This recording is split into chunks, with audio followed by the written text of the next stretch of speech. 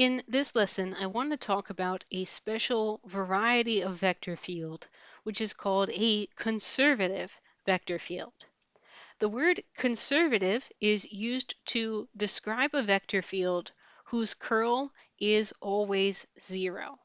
So if you're dealing with a two-dimensional vector field, a conservative vector field has a curl equal to the scalar zero. If you're dealing with a three-dimensional vector field, if we say that that vector field is conservative, that means that that curl is equal to the zero vector. The curl is zero in every single coordinate direction. So to give you two examples of conservative vector fields, when we were doing the curl lesson, we saw that the vector fields xy in two-dimensional space and xyz in three-dimensional space were both conservative because when we graphed the vector fields, we didn't see any swirly behavior at all in any direction. So the curl would have a zero in every single component. Now, conservative vector fields are very, very special, both in mathematics and in physics. And let's talk about some of the special mathematical properties of conservative vector fields as they are related in particular to line integrals. So let's have a quick thought exercise. Let's have a conservative vector field in two-dimensional space. For simplicity, you can just imagine that you're dealing with the vector field x comma y. And you have a curve C, which is a circle, let's say a circle of just a random radius 3. Someone says, what do you think is going to be the value of the integral over this loop C of this conservative vector field? Okay, now you could go through the whole process of parameterizing C, plugging the parameterization into the vector field, finding the tangent vector, doing the dot product, completing the integral, etc., etc. But I think that we can answer this question without doing calculations just by remembering what the line integral represents. So here I am in two-dimensional space, and here I have my circle of radius 3, and let's just say for a minute it's oriented, maybe for example, counterclockwise, right? And here are our vectors for this vector field, which we remember we're pointing straight out from the origin here. You know, the line integral measures the total alignment between the vectors in the field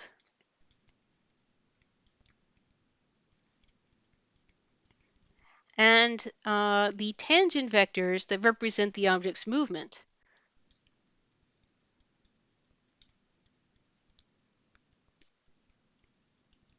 And in this case, with this loop C, the object is swirling in a counterclockwise pattern.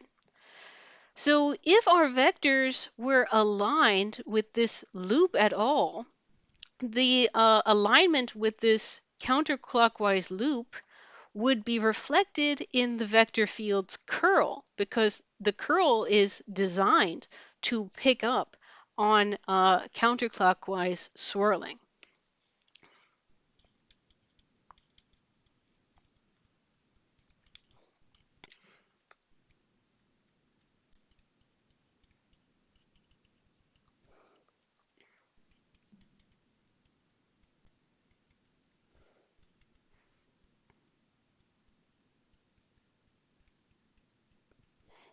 But we were told this vector field F is conservative, so its curl is equal to 0, which means it doesn't swirl at all. The alignment between the vector field and the loop would be 0 because the vector field's curl is equal to 0.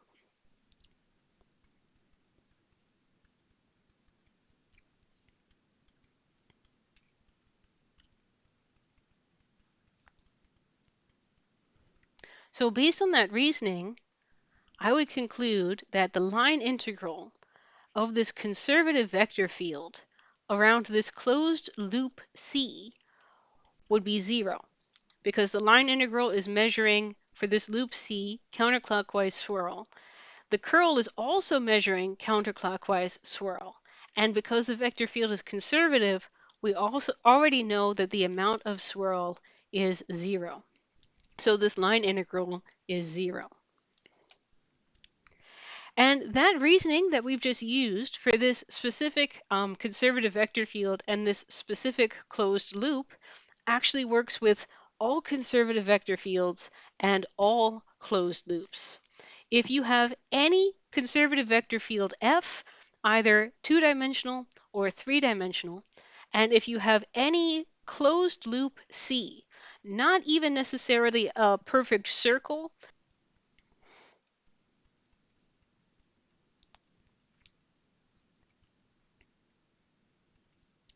So for example, you could have something funky like this, or you could have an ellipse or whatever you want, as long as it's not something like this, where the two ends are separate.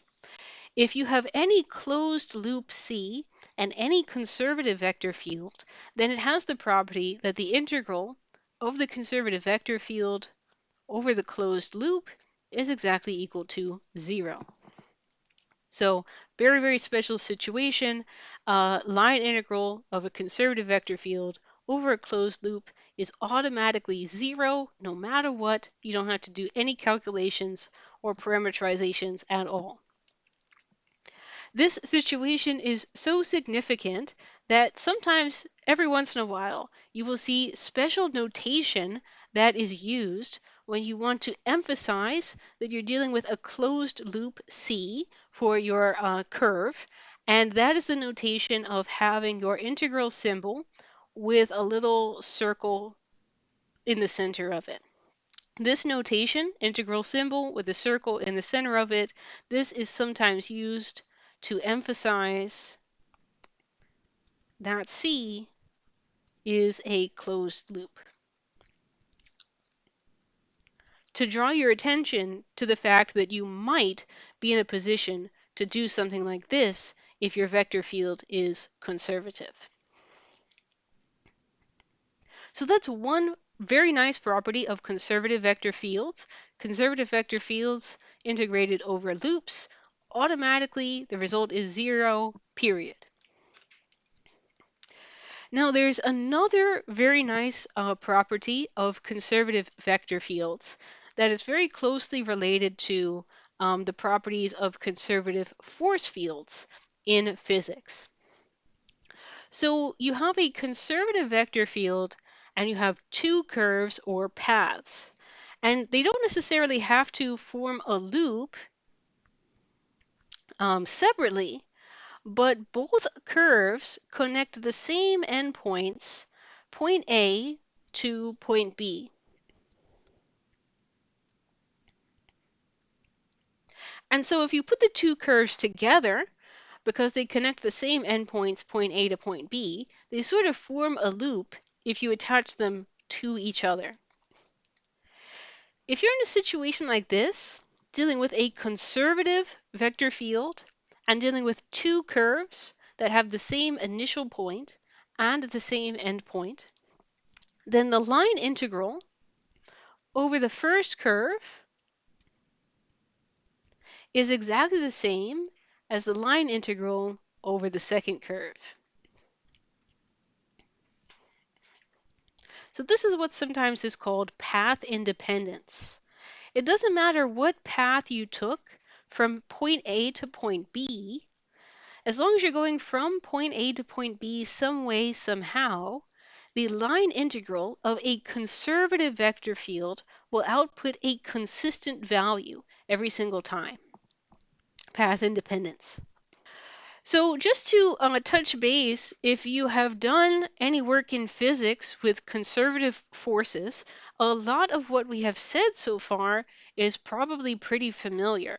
For example, if we just go out to Wikipedia really quickly and look at Wikipedia's definition of a conservative force, A conservative force is a force with the property that the total work done by the force in moving a particle between 2 points is independent of the path taken.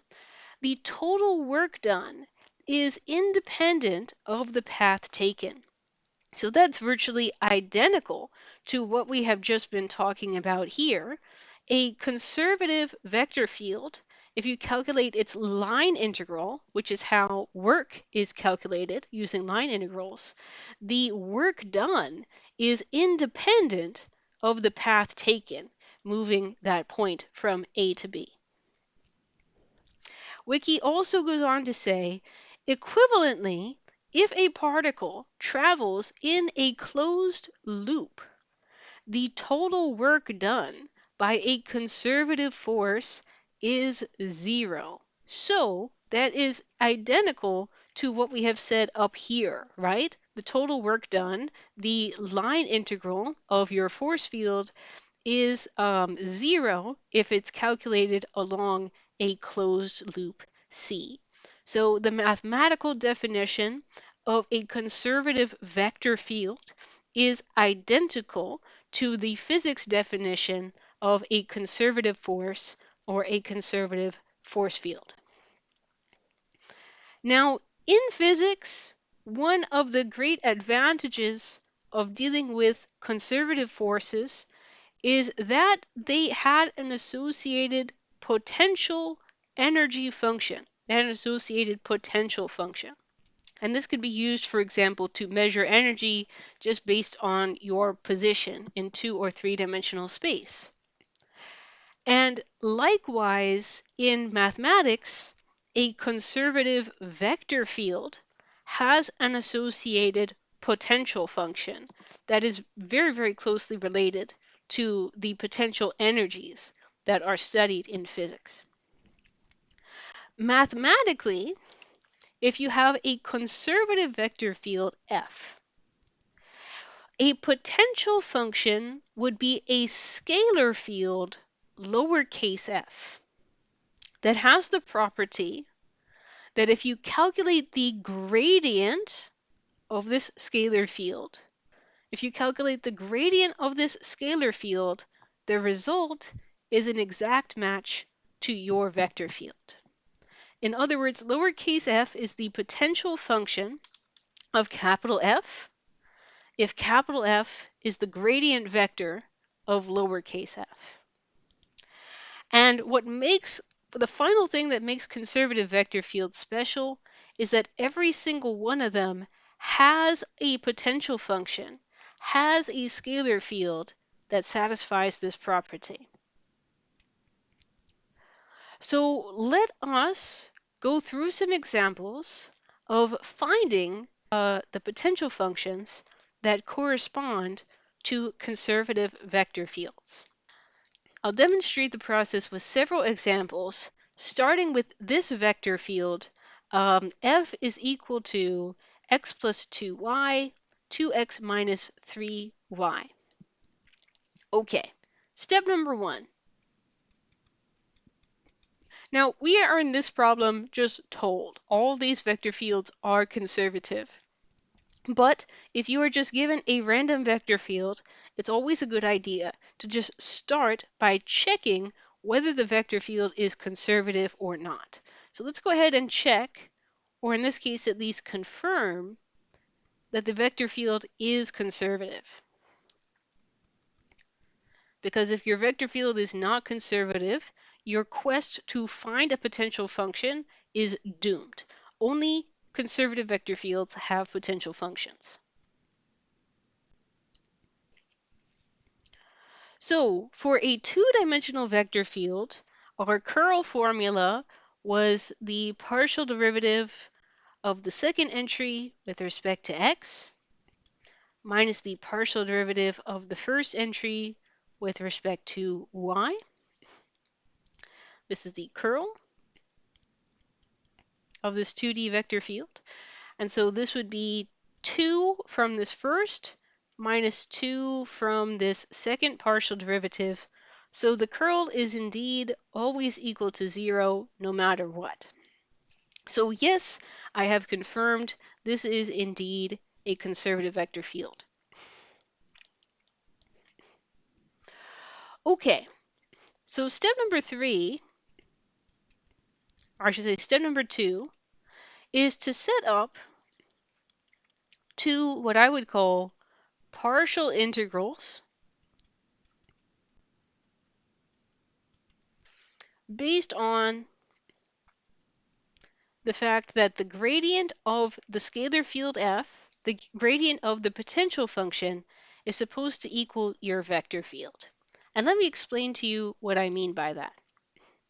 I am seeking some function, some potential function, where when I calculate the gradient vector, the partial of f with respect to x and the partial with respect to y, the result of that is an exact match to the vector field that I have been given. So in my problem, my vector field is x plus 2y, and then 2x plus 3y. Now, in order for a vector to equal another vector, all of the components must exactly match. So this means that the x components must match. This one must match this one. And it must also mean that these y components must match.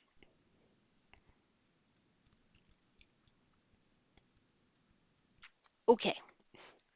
Now, from these two pieces of data, from these two requirements, my mission is to kind of unwind or undo these partial derivatives and try and recover the original function f.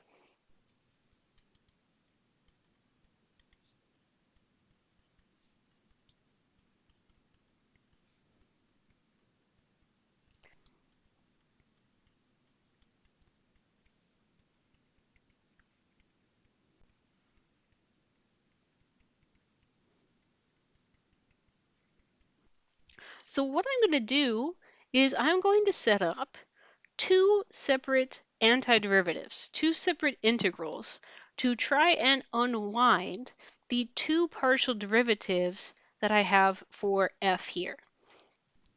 On the one hand, my original function f of xy should be what I can get by taking x plus 2y and integrating it with respect to x to undo this partial derivative with respect to x. And I recall that in the process of doing a partial derivative with respect to x, we treat the other variables, in this case we're treating y, as a constant. So let's go ahead and calculate the antiderivative of x plus 2y with respect to x, a little partial x here in the back, treating y as just a constant. So if I integrate x with respect to x, it would be x squared over 2. If y is constant and I'm integrating 2y with respect to x, it would become 2xy. And then in calculus, when I do an integral that does not have limits of integration, I always have to remember to include a plus c, right? A plus c, to indicate that there could be some added constant here in the back. The issue is that in this integral, I'm treating y's as if they were constants. So my plus c term could contain some y's in it.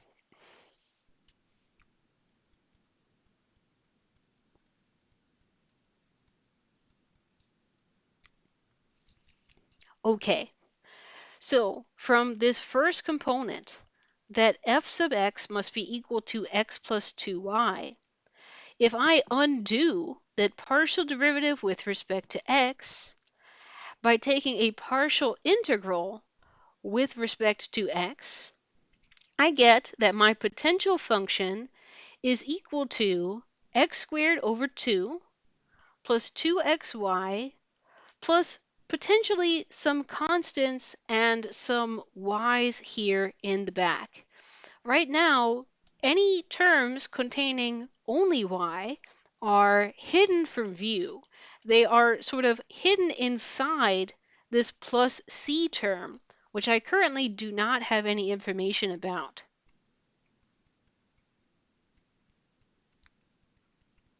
Terms containing no x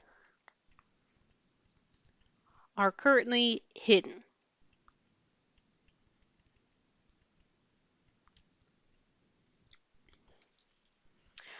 Okay, now to try and get information about the terms that don't contain any x's, I'm going to go ahead to this other piece of information that I had about my potential function.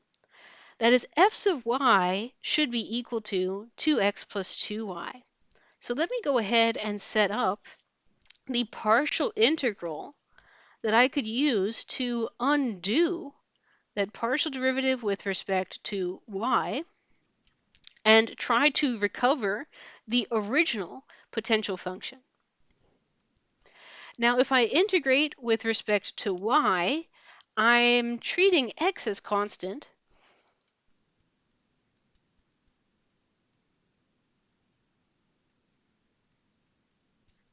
So the antiderivative would be 2x, the constant, with an extra y attached. 2y becomes y squared, and then a plus c. But potentially, once again, this plus c is containing some hidden x's, because right now I'm treating x as constant.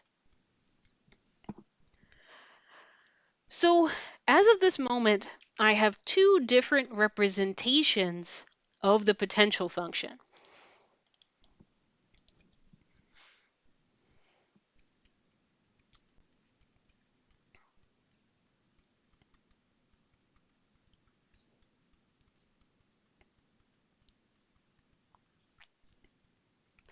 I have one representation, f of xy is equal to x squared half plus 2xy plus some terms that do not contain x that are hidden. And then I have another representation of the exact same potential function where the terms that do not contain any y's are hidden.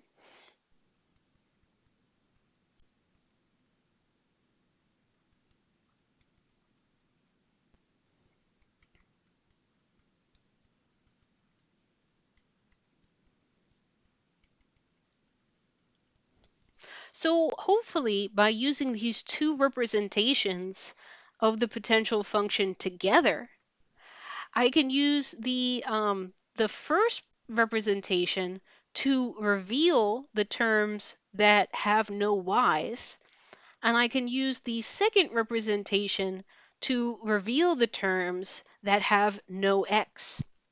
In particular, if I look at the terms that have no y's at all, only x's, I see that in the first representation, those are revealed. That's x squared over 2. And so that would match the c of x term here that represents my hidden x terms. And likewise, I can see the y terms revealed in the second representation that matches the y terms that were hidden in the first representation. So by matching up those terms, I am able to completely reveal all the terms in the entire potential function. The potential function, putting all the pieces together,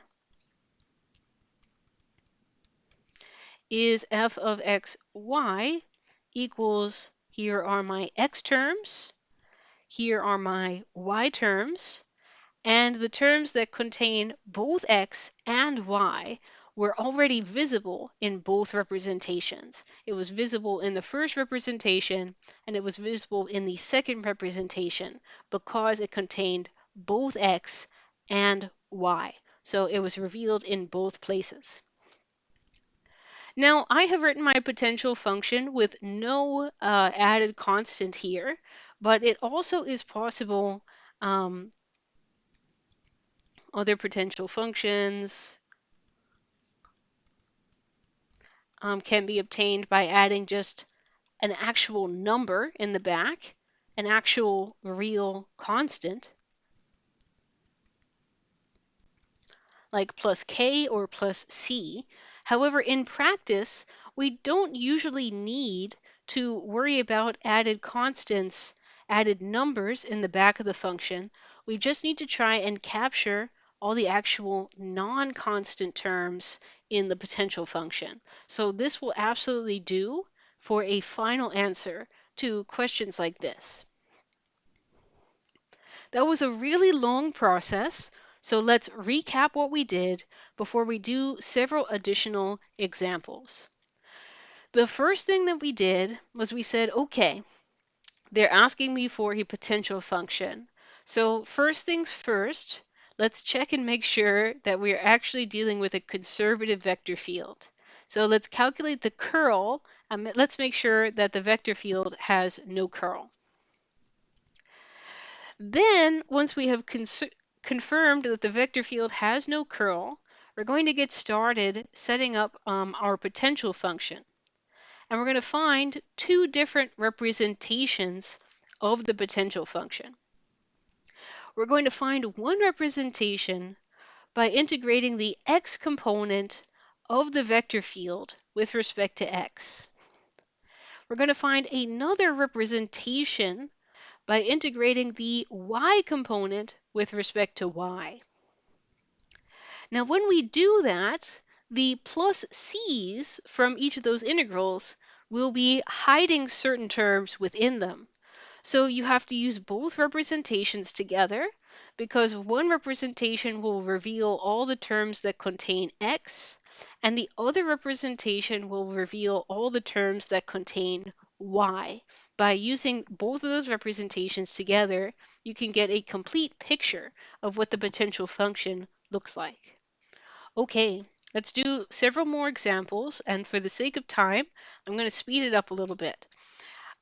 We have the vector field x and then y plus 2. So first I'm going to confirm it's conservative by calculating the curl of the vector field. And I'm going to do that by using the formula partial of the second entry with respect to x minus partial of the first entry with respect to y. And sure enough, this curl works out to be 0. So this is indeed a conservative vector field. So now I know that it is going to be possible to find a potential function. And so I'm going to set up two different equations to help me to find my potential function. The first equation, I'm going to integrate the x component of the vector field with respect to x. And then I'm going to integrate the y component of my vector field with respect to y. This is going to undo the partial derivatives on this gradient, and it's going to give me back my original potential function.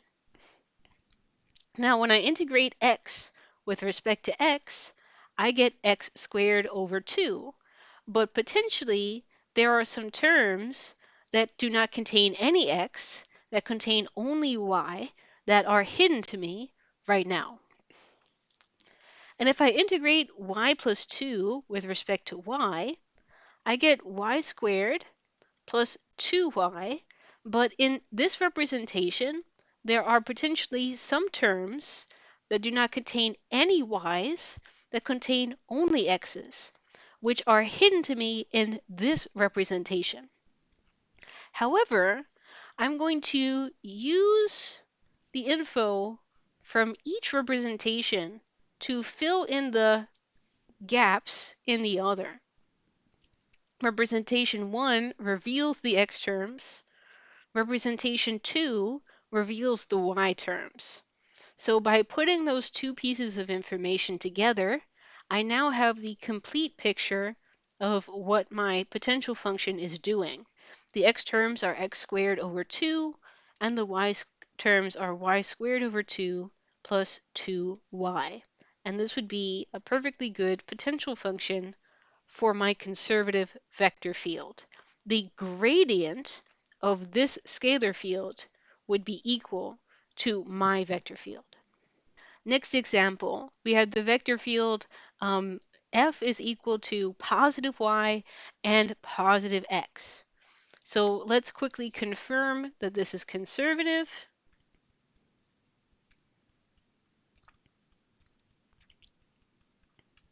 By quickly calculating the curl, and this is the partial of the second component with respect to x, the partial of the first component with respect to y, which works out to be 1 minus 1, which works out to be 0, so that's fine. That's exactly what I want.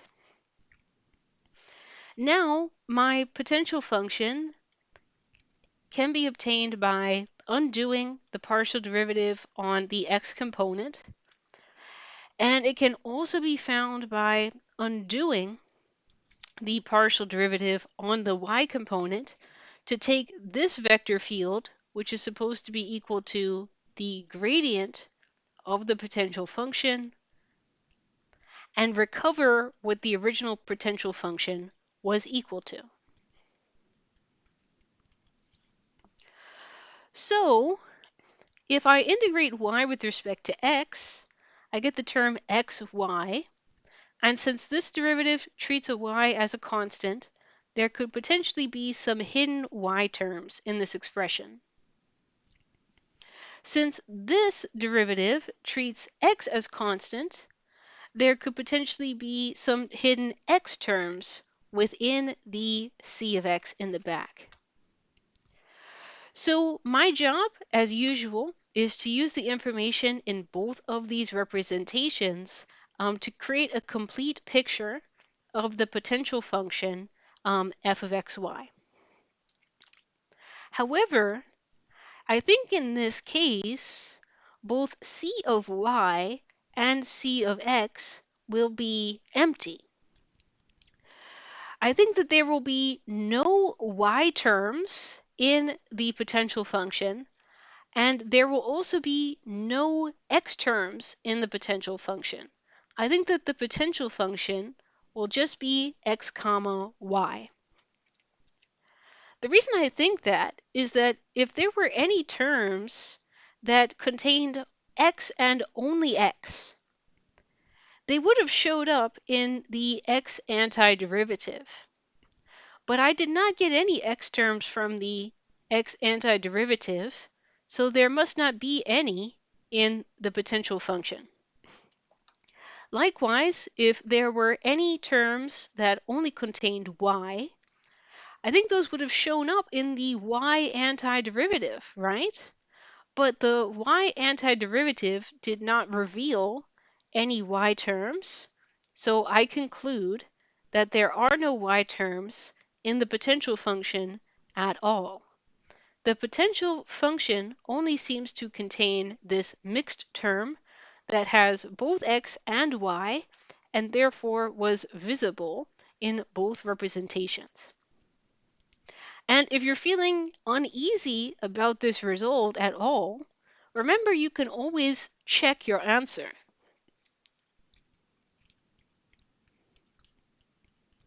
The potential function is correct if the gradient of the potential function is a match to your original vector field. So if I check this potential function, if I check the partial of xy with respect to x, I get y. If I check the partial with respect to y, I get x, and yeah, that's exactly the same as the vector field I started with. So that confirms that this potential function, just xy, is correct.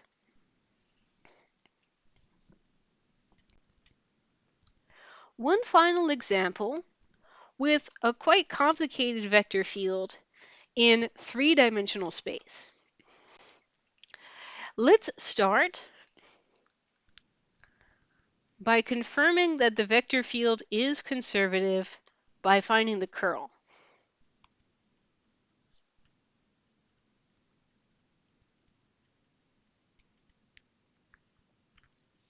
So I would set up my nabla cross F, since this is a 3D vector field. So I would set up my 3 by 3 matrix determinant.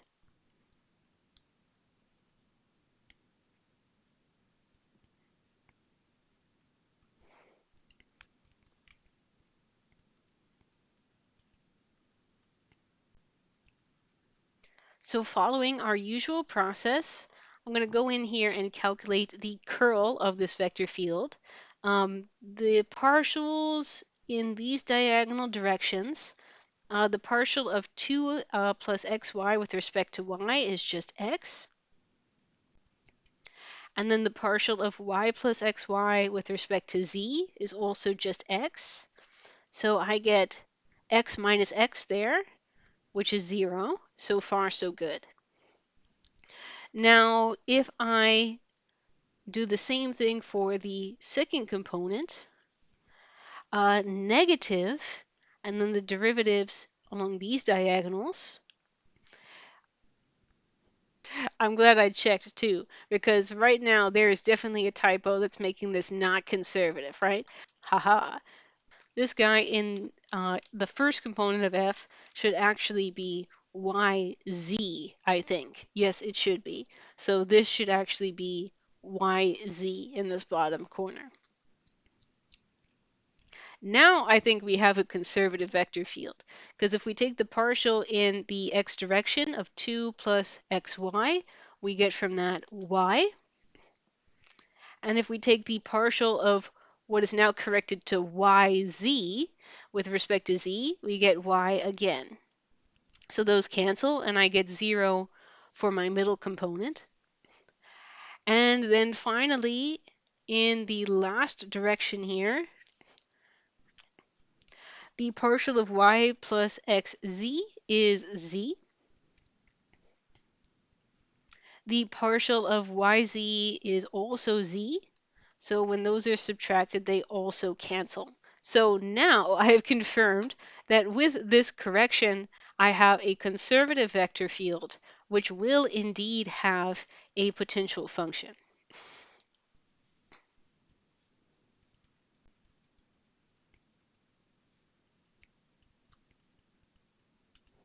So now I have 3 components and 3 partial derivatives to reckon with. The partial derivative with respect to x of my potential function should match this first entry in the vector field yz. The partial with y should match the y component of the vector field y plus xz.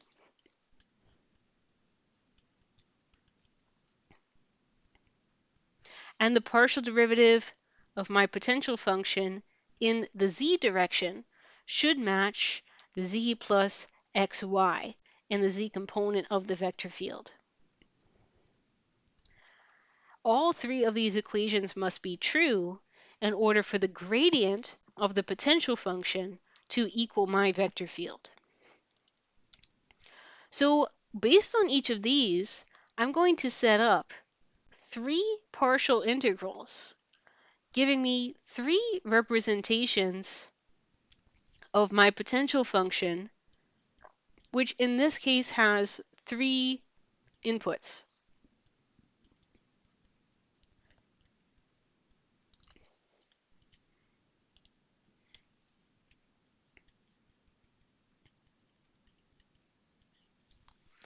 I'm doing this partial derivative with respect to z, so I'm integrating z plus xy dz. Now note that when you do a partial derivative or partial integral with respect to x, this treats y and z both as constant.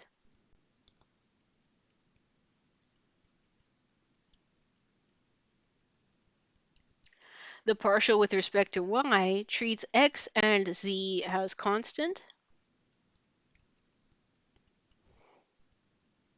and the partial with respect to z treats y and x as constant. So when I calculate each of these partial integrals and I write down the plus c, I need to bear in mind that the plus c can contain some of the variables that were being treated as constant.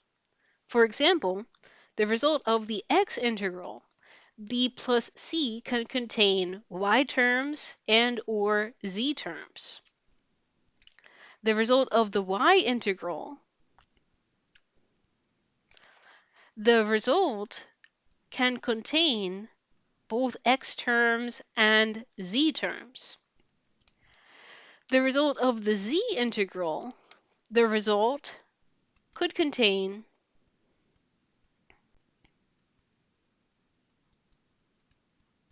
both x's and y's hidden in the plus c in the back.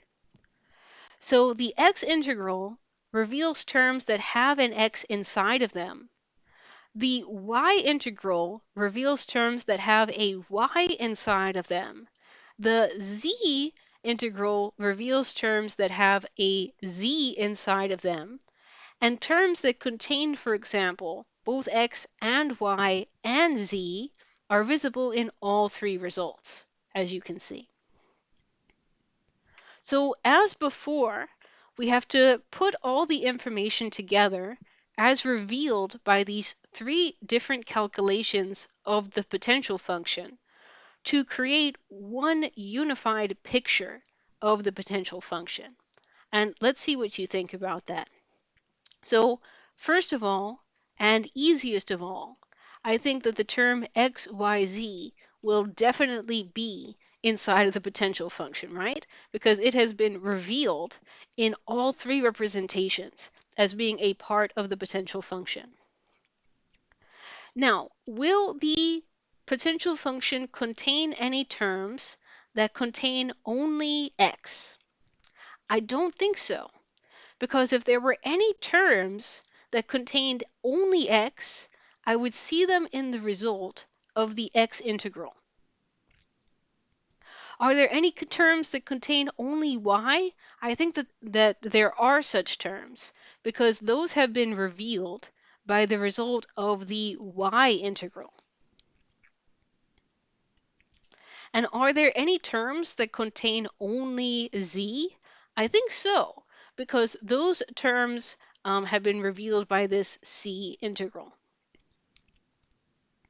So putting all that information together, we have now finally a complete picture of all the terms in the potential functions. The ones that contain x, revealed by the x integral. The ones that contain y, revealed by the y integral. And the ones that contain z, as revealed by the z integral. Putting all of that information together, this is the complete picture of the potential function for this conservative vector field. In the next episode, we will learn how to use this potential function to calculate very difficult line integrals very, very quickly.